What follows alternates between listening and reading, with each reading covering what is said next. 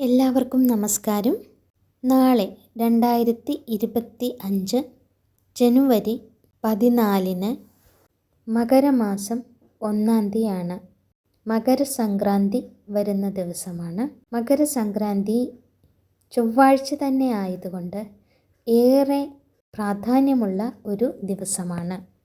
ഈ മകരസംക്രാന്തിയും മകരച്ചൊവ്വയും മുപ്പെട്ട് ചൊവ്വ ഒരുമിച്ച് വരുന്നത് കൊണ്ട് വളരെയേറെ പ്രാധാന്യം ഉണ്ട്.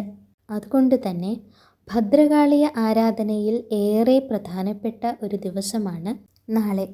ദൈവങ്ങളുടെ പുണ്യകാലം അല്ലെങ്കിൽ ദൈവാരാധനയുടെ പുണ്യകാലം എന്നറിയപ്പെടുന്ന ഉത്തരായന പുണ്യകാലം ആരംഭിക്കുന്നതും നാളെയാണ്.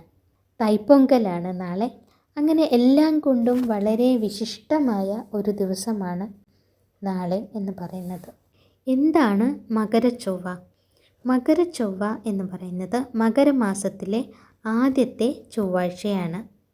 ജ്യോതിഷം അനുസരിച്ച് ചൊവ്വ കൂടുതൽ ബലവാനാകുന്ന രാശിയാണ് മകരരാശി. ചൊവ്വയുടെ ഉച്ചക്ഷേത്രമാണ് മകരമാസം എന്ന് വിശ്വസിക്കുന്നു. ചൊവ്വയുടെ അതിദേവതകളായി ഭദ്രകാളി ദേവിയെയും സുബ്രഹ്മണ്യ സ്വാമിയെയുമാണ് കണക്കാക്കുന്നത്. നവഗ്രഹങ്ങളിൽ പ്രധാനിയാണല്ലോ നമ്മുടെ ചൊവ്വ. അതുകൊണ്ട് ഈ ദിനത്തിൽ ചൊവ്വ മകരം രാശിയിൽ ബലവാനായി സ്ഥിതി ചെയ്യുന്നു. അതുകൊണ്ട് തന്നെ ഭദ്രകാളി ക്ഷേത്രത്തിനാണ് പ്രധാനം വരുന്നത്. ഭദ്രകാളി പ്രതിഷ്ഠയുള്ള ക്ഷേത്രങ്ങളിൽ ദേവീ ദർശനം നടത്തുന്നതും ആരാധന ചെയ്യുന്നതും പ്രാർത്ഥിക്കുന്നതും എല്ലാം ഐശ്വര്യപ്രദമാണ്. ദുരിതങ്ങൾ നീക്കുവാൻ ഭദ്രകാളി ഭജനം നാളെ നടത്തുന്നത് കൊണ്ട് ഭക്തർക്ക് ദുരിതങ്ങൾ നീങ്ങുവാൻ ഏറെ വിശിഷ്ടമായ ഒരു ദിവസമാണ്. അതുകൊണ്ട് ഈ ക്ഷേത്രങ്ങളിൽ പ്രത്യേക പൂജയും വഴിപാടുകളും നടത്തുന്നത് ഉത്തമമാണ്. തൈപ്പൊങ്കൽ ആയതുകൊണ്ട് പൊങ്കാല അർപ്പിക്കുന്നത് നല്ലതാണ്. ഭദ്രകാളിയെ നമ്മുടെ പാർവതി ദേവിയുടെ അംശ അവതാരമായിട്ടാണ് കണക്കാക്കുന്നത്. അതുകൊണ്ട് തന്നെ ഈ ദിനത്തിൽ ദേവിയെ ആരാധിക്കുന്നതിലൂടെ ജീവിതത്തിൽ നല്ല നല്ല മാറ്റങ്ങൾ വരുമെന്നാണ് പറയുന്നത്. ശനിദോഷം കൊണ്ട് പൊറുതിമുട്ടുന്നവർക്കും ഭദ്രകാളി ഭജനം മാറ്റങ്ങൾ കൊണ്ടുവരുമെന്നാണ് വിശ്വാസം.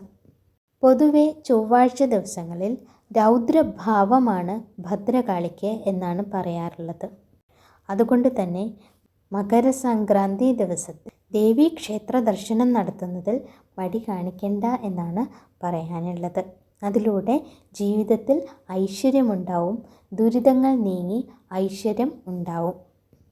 ദേവിക്ക് കഠിന പായസം അല്ലെങ്കിൽ കടും പായസം വഴിപാടായി അർപ്പിക്കുന്നത് നല്ലതാണ്. ലളിത സഹസ്രനാമം ചൊല്ലുന്നതും നല്ലതാണ്. വൈകുന്നേരം വിളക്ക് കൊളുത്തുമ്പോൾ ശ്രദ്ധിക്കേണ്ട കാര്യങ്ങൾ: വൈകുന്നേരം വിളക്ക് കൊളുത്തുമ്പോൾ ദേവിക്ക് വേണ്ടി പ്രത്യേകം വിളക്കുകൾ കൊളുത്തി പ്രാർത്ഥിക്കേണ്ടതാണ്. ദേവീ മന്ത്രങ്ങളും ദേവീ നാമങ്ങളും ജപിക്കുന്നത് നല്ലതാണ്. ലളിത സഹസ്രനാമം, ദേവീ സ്തോത്രങ്ങളും ജപിക്കുന്നത് നല്ലതാണ്. ഇത് ആഗ്രഹ സാഫല്യത്തിനും ഐശ്വര്യം കൊണ്ടുവരുന്നതിനും സഹായിക്കുന്നു.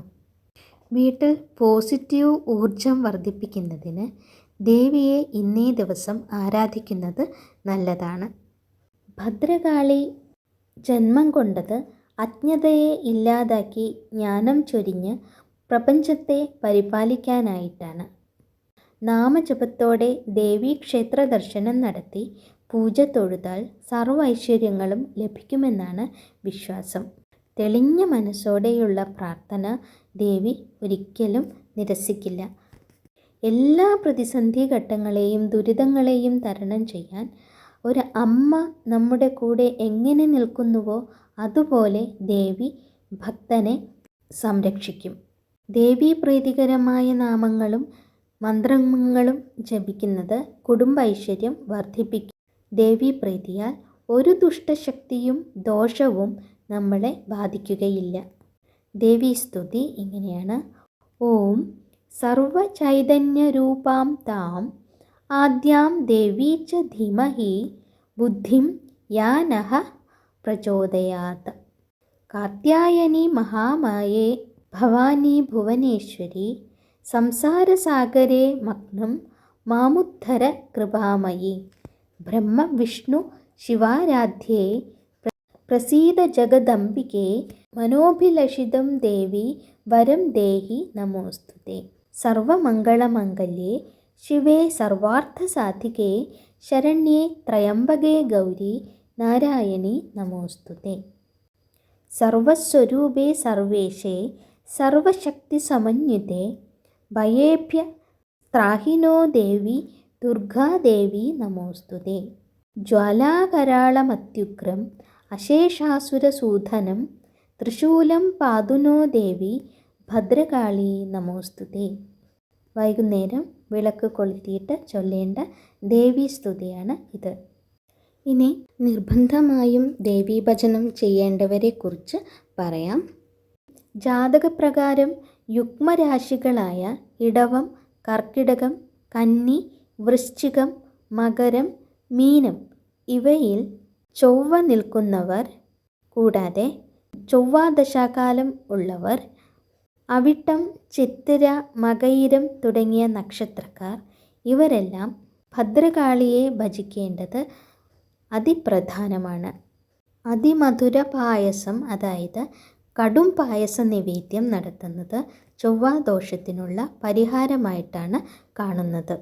അതുപോലെ ചൊവ്വ ലഗ്നം 4, 5, 9 എന്നീ സ്ഥാനങ്ങളിലുള്ളവർ സൗമ്യമൂർത്തിയായ ഭദ്രകാളിയെ ഭജിക്കുന്നത് ഉത്തമമാണെന്ന് പറയുന്നു.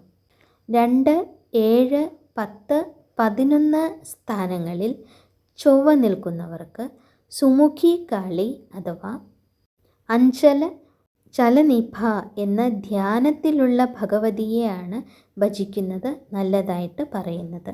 3, 6, 8 എന്നീ സ്ഥാനങ്ങളിൽ ചൊവ്വ നിൽക്കുന്നവർ കൊടുങ്കാളി, കരിങ്കാളി ഇത്യാദികളെയാണ് ഭജിക്കുന്നത് നല്ലതാണെന്ന് പറയുന്നത്. ഇനി ഈ സ്ഥാനങ്ങളൊന്നും പ്രത്യേകിച്ച് അറിയുന്നില്ല എങ്കിൽ പരിഭ്രമിക്കേണ്ട കാര്യമില്ല. ഭക്തിവിശ്വാസത്തോടെ നമ്മുടെ അടുത്തുള്ള അമ്പലത്തിൽ ഭദ്രകാളി ക്ഷേത്രം ഏതാണോ അവിടുത്തെ ഭദ്രകാളിയെ വിളിച്ച് ഭക്തിയോടെ പ്രാർത്ഥിച്ചാൽ മതി. ഭക്തി എത്രത്തോളമുണ്ടോ അതുതന്നെയാണ് പ്രാധാന്യം. ഒരു ശ്ലോകമുണ്ട്. സ്ത്രീണാം നിന്ദാം പ്രഹരം ച കൗടില്യം വാ അപ്രിയം വച ആത്മനോഹിതമന്യുച്ഛൻ കാളി ഭക്തോ വിവർജയേത്. ഈ ശ്ലോകത്തിൻ്റെ അർത്ഥം ഇതാണ്.